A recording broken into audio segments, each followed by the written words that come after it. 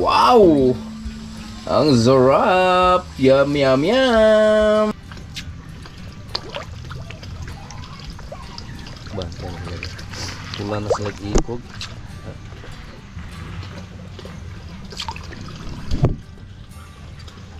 Wow, ang kanina parang.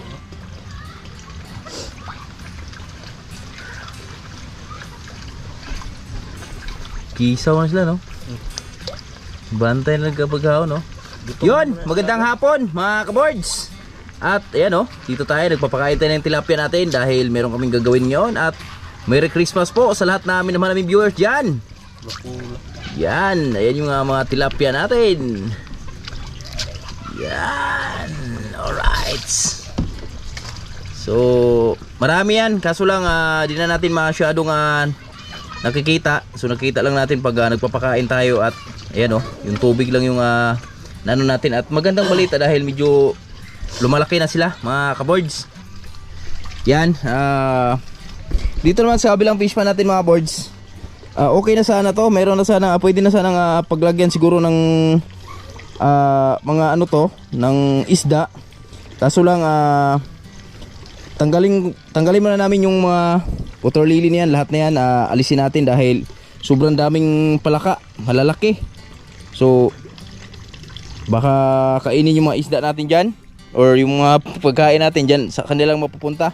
So alisin natin yan at tatanggalin natin sila. Tapos babakura namin to ni Tatay Rayot dahil sa 27 magkakaroon tayo ng karagdagan na tilapia dahil may mag-harvest dito na kumari ni Mama. So bibili tayo doon dahil meron pa namang budget yan si ate pang bili ng tilapia, yung malalaki na, para mas mabilis ang ating pag-harvest. At dito naman, so ayan, nakikita natin ay meron na tayong nakikita ditong tatlong daliri, di ba tay?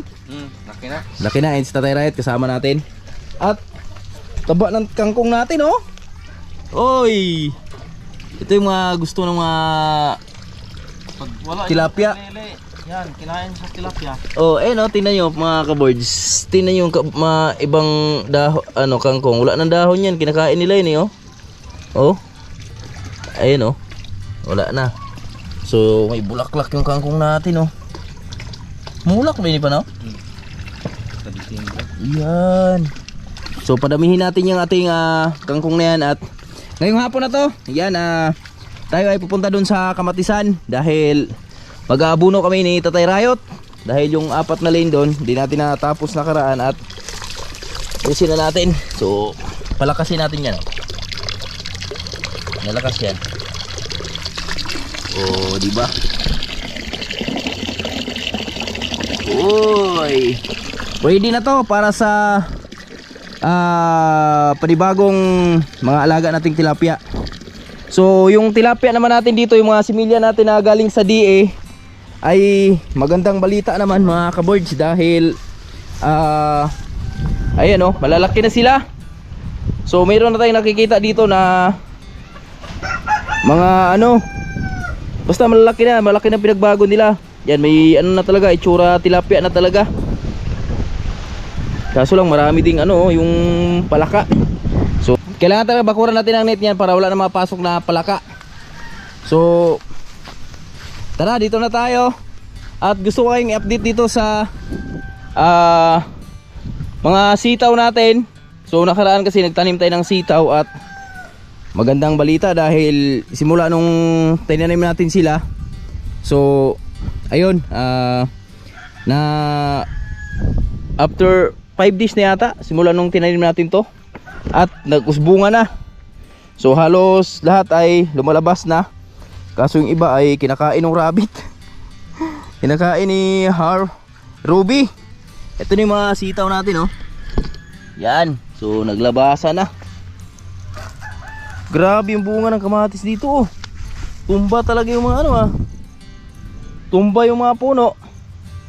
So itong mga bunga dito, so bigay ko na lang to kay Tatay Rayot dahil Tatay Rayot naman yung hirap dito sa itaas na to. So bigyan lang natin sa kanya yan kung magkano abutin yan, kita niyan sa kanya na. Papaya natin, oh. Hello. Grabe, ang ganda ng mga papaya natin. Puri usog, mga kaboards. Kumakaway na. At ito na yung mga sitaw natin, oh. Uy, tagilid nga yung mga sitaw natin. Kinakain nga, ah. Ano bang kumakain dito? Hala. Kailangan na talagang ikulong natin yung mga pabo, mga kaboards. Di maganda to. Ubos yung ano natin dito, tsaka yung rabbit. Ikulong natin yung mamaya. Hulihin natin yun. Lagay natin dun sa kulungan. Ayan, oh. So nakaraan marami tong ano dito eh, marami tong sitaw ko eh. Kaso ngayon wala na. Halos kinakain na ng mga alaga natin. Ito, laki ng hinog, oh. Laki ng kamatis.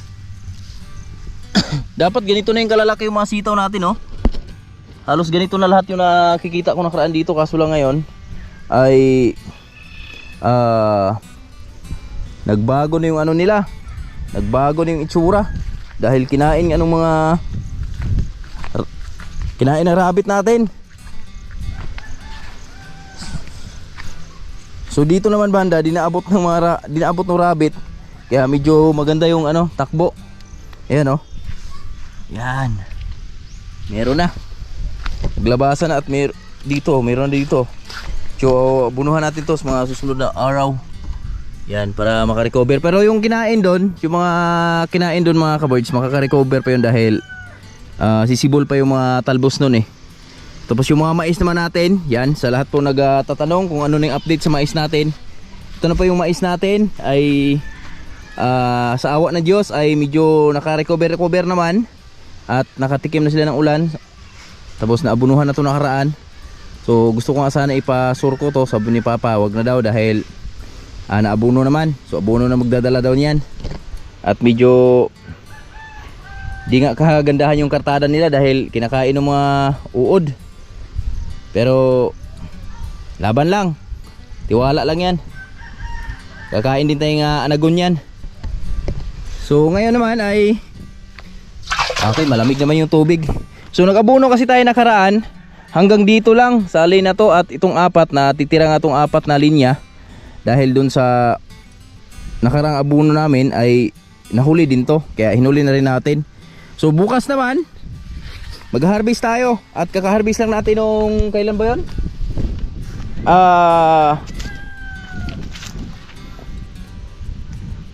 Huwebes. At anong araw pala ngayon? Linggo. Sa Huwebes, Biyernes, Sabado, Linggo, 4. So 4 na araw bukas ay mag-harvest na naman tayo ulit. So wait lang, mayroon tayong nakalimutan. Yung ampalaya ko dito mga kabuds, oh. Wow, puri usog. Yan. So magandang target. Ito yung isusunod nating target naman. Ampalaya naman tayo. Yan, subukan natin lahat kung saan ba tayo magtatagumpay. Dahil nakasubok na tayo ng talong, kamatis. So ampalaya naman yung sunod nating target dito. Siyempre bubunutin lang natin yung mga kamatis na yan. Dahil andyan may maabuno pa yan. So hingin lang tayo ng, pupunta ako doon kay Dong Jolie. Manghingi tayo ng ano doon, idea ba kung paano yung ginawa yun sa kanya. Dahil yung kamatis na binlag natin nakaraan, na ano na po yun, nasa ampalaya na ngayon. So dapat nga nakaraan ay naimbitahan tayo doon ulit ni Dong Jolie na mag-vlog doon. Kasi nag-harvest siya ng second harvest niya sa ampalaya niya. Kaso lang di tayo nakatin dahil meron tayong importante na mahalaga, nilakad. Mga kabards, yan na, napag-timpla na tayo ng fertilizer natin. So baka ito na yung huling abuno natin. Or titingnan natin kung tingnan natin ang takbo, yung takbo ng Ano pa noon, Mike? mga kamatis natin. Bigay pa ng mga bulaklak. At meron pa namang iba nagbibigay. So at meron pa tayong abuno na titira dyan. So anuhin lang natin yan, i-consume lang natin lahat yan mga kaboards. Yan. Kani? Okay na? O kana tayo. Sige, ako luwi ko na to. Sumpay dito? Ako isumpay ito. Sige, ano to? So dalawa lang muna kami ni Tatay Riot ngayon dahil kami yung nakatuka sa pag-aabuno. At si Paring Jury kasi, si Paring Jury yung taga-spray. Siya yung nag-spray dito. Minsan si Boss GR katulong niya. At ngayon naman si Boss GR ay umuwi lang saglit dahil may date yata. So yan alam na natin dahil binata yung bata na yun eh. So kaligayahan niya yun eh. Huwag nating pigilan yung kanyang kaligayahan dahil dumaan din tayo dyan. So ayun na, si Tatay Riot ay kumana na. So susunod na araw sa Miyerkules, abangan nyo mga ka-birds dahil pupunta tayo ng Basak. So meron kaming ayusin ni Tatay Riot dahil meron kaming gagawin ni Tatay Riot. Abangan nyo na lang yan sa mga vlog natin. Yan yung isa sa mga inaabangan ko na magamit na natin siya, no mga ka-birds, dahil medyo isang taon na rin siya dito pa na. Or December mo to. So isang taon na siya na sa atin sa Riot Family. So nung pagkuha kasi natin masyadong maliit pa yon, kaya ngayon medyo kahit pa paano tumubo-tubo naman ng kaunti at pwede na siyang gamitin. So abangan nyo na lang yan mga ka-boards. At yan, tingnan yung mga kamatis natin, oh. Kailan tayo nag-harvest? Huwebes. At yan na, may hinog na. So ito yung ha-harvestin natin bukas. Kasi pag pinaabot pa natin to ng Huwebes, so masyado nang hinog to. At naglilikramo yung mga buyer natin na maraming bulok.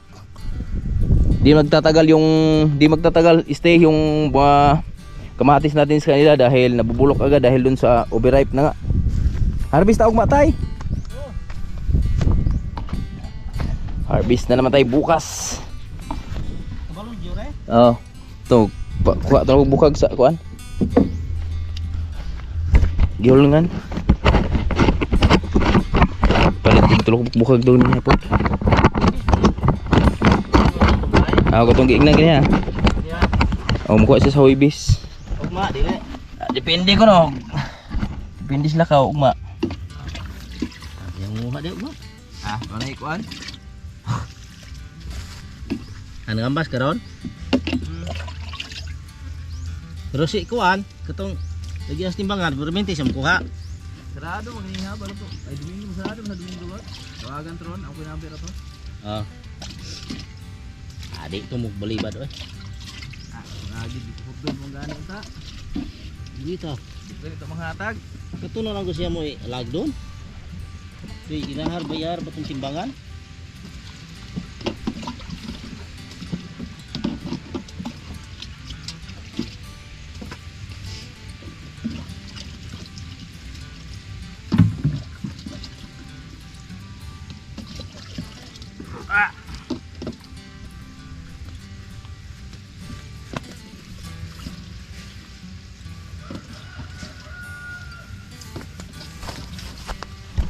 Mga kamords, mas maganda kasi pag ganito yung harvestin natin lahat, oh.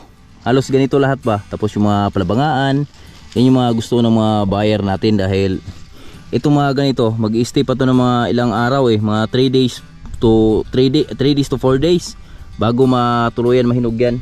So syempre, yung araw na yon, yung pag-i-stay sa kanila, so may mga tendency na maubos na at mabenta na nila, no. So dito tayo sa kabila. Yan si Tatay Riot dyan. Oh, nangahulog bang bunga. Ala, nangyari Brad. Ala, bali na. Yan oh, bali. Lakas pala yung hangin tay. Grabe bunga oh. Wow.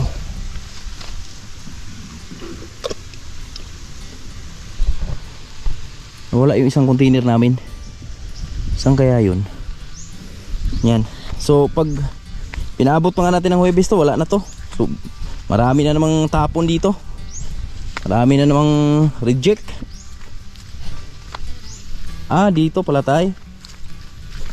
Tapos yung atsal natin, titingnan natin kung Maharbisan ba rin natin sa bukas yan? Yan oh. Meron. Meron.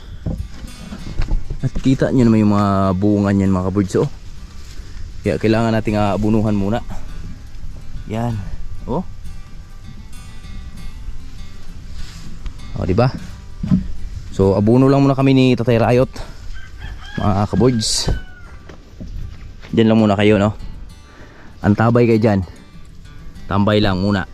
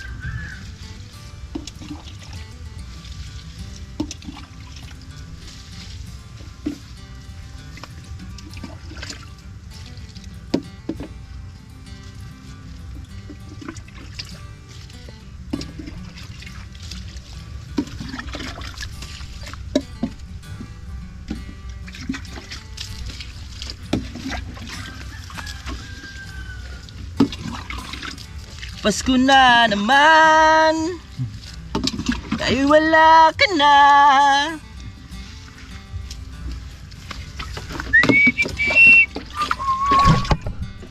Tuwing kapiling ka,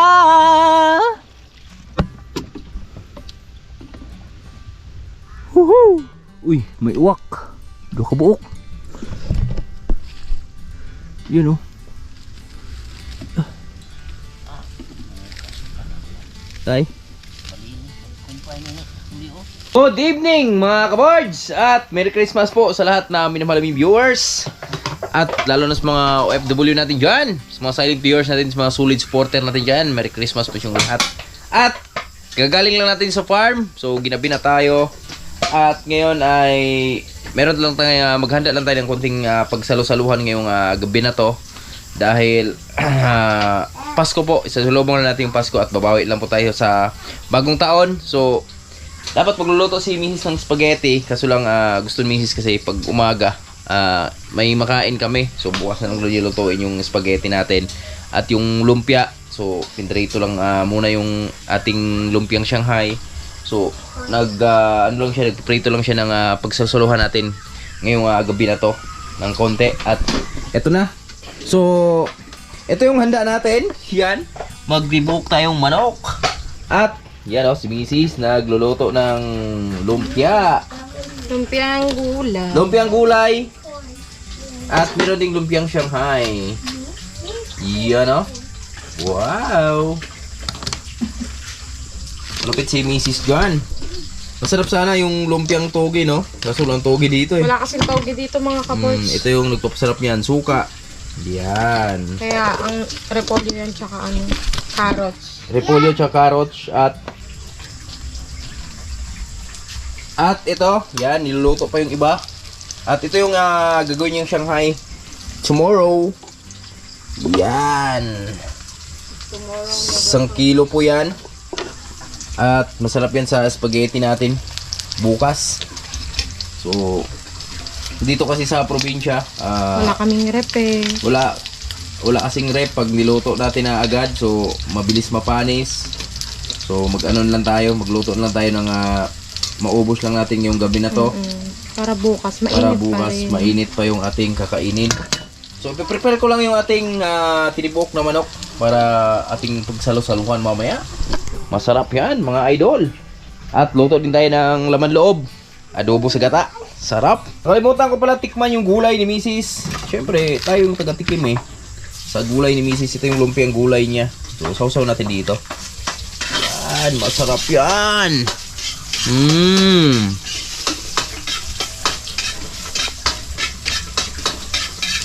Wow. Nalo. Di lang pala basta gulay ito mga kaboards. Meron palang karne ito sa loob. Ginging. Sarap ah. At bukas magpa-dynamite tayo. Walang kamatayang Kahit mga ilang piraso lang na dynamite.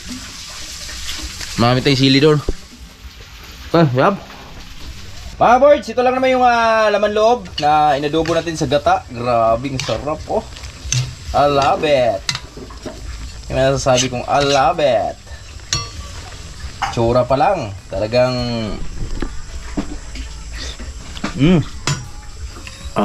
taob yung kanin dyan. Kaldero. Right, at ito na yung tinibok nating manok. So, complete ricado na yan mga kaboards. At nakasalang na. So, syempre, isabuhan natin.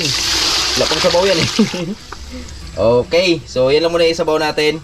Sabaw ng konti. Pahubasin natin yan. Tapos pagkahubas niyan, tsaka natin sabuhan ng sakto.